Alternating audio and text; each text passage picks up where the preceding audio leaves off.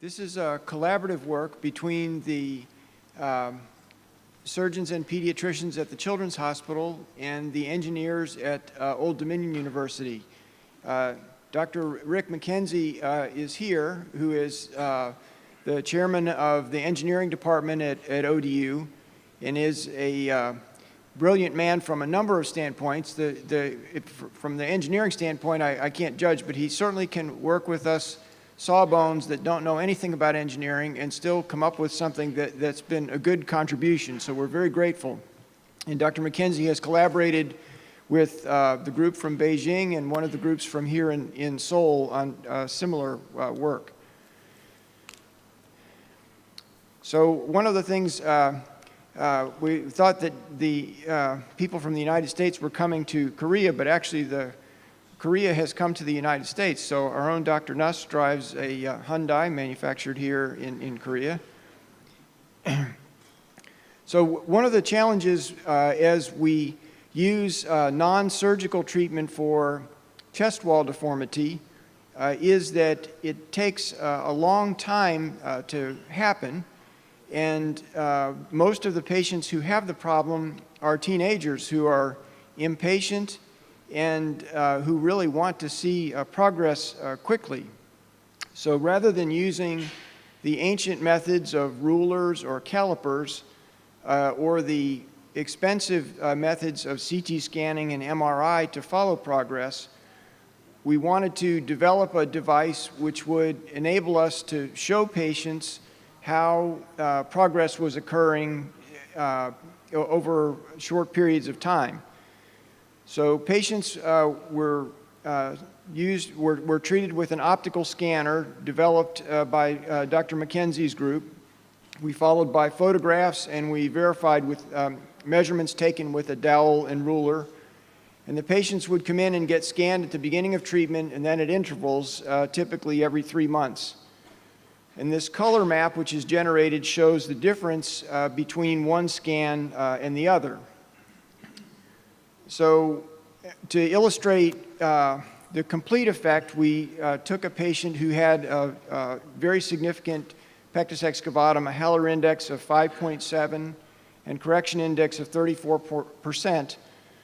And then he had a Nuss procedure, and this is his subtraction of the scan before and after, showing that the deepest part of the depression, the area in blue here, is almost 19 millimeters less deep after the correction.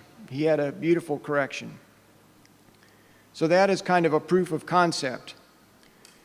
We've then been treating patients with the vacuum bell, and in this patient who had the vacuum bell treatment for a little more than a year, he had a measurable 11 millimeters difference in depth. And what's much better than this, than the dowel and ruler method, is that it shows that the surrounding areas were elevated and some of the prominent areas were flattened, showing that the chest became leveled out. Another patient with a different response, only a 6 millimeter reduction in depth over a broader area. This is a patient who used the vacuum bell for 11 months, showing that he had elevation, not a lot of elevation, only 4 millimeters in the center, but some of the prominent areas retracted, again showing things leveling off. This is someone who didn't use the vacuum bell, who did not adhere to the treatment regimen, and when he came back, there were nearly 13 months interval. He had an area which was almost 11 millimeters deeper. And this is helpful because judging whether the depression is progressive can be difficult subjectively. We can use this with the carinatum brace treatment as well. And this is a patient who in 9 months showed 8 millimeters less protrusion in the red area, and again some elevation in the area here, showing that the chest goes in one area and out in another area. Again, a patient in 3 months, he had 8 millimeters decrease in the red area and the other areas flattening out. So we found that the patients receiving this treatment really liked it. The families really liked it. The feedback to the teenagers was very valuable and enabled them to follow the slow progress in a better way. So in conclusion, we think this technique, when performed in the supine reproducible position, gives good information about the shape of the chest. It's inexpensive, it's done in the office, takes only about 10 seconds to obtain the image, and it's practical. Dr. McKenzie is helping to work with us to try to deal with one of our current challenges, recognizing that 80% of patients are male.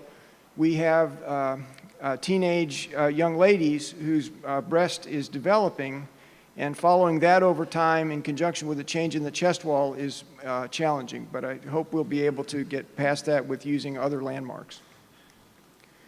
Thank you for the opportunity to present this work.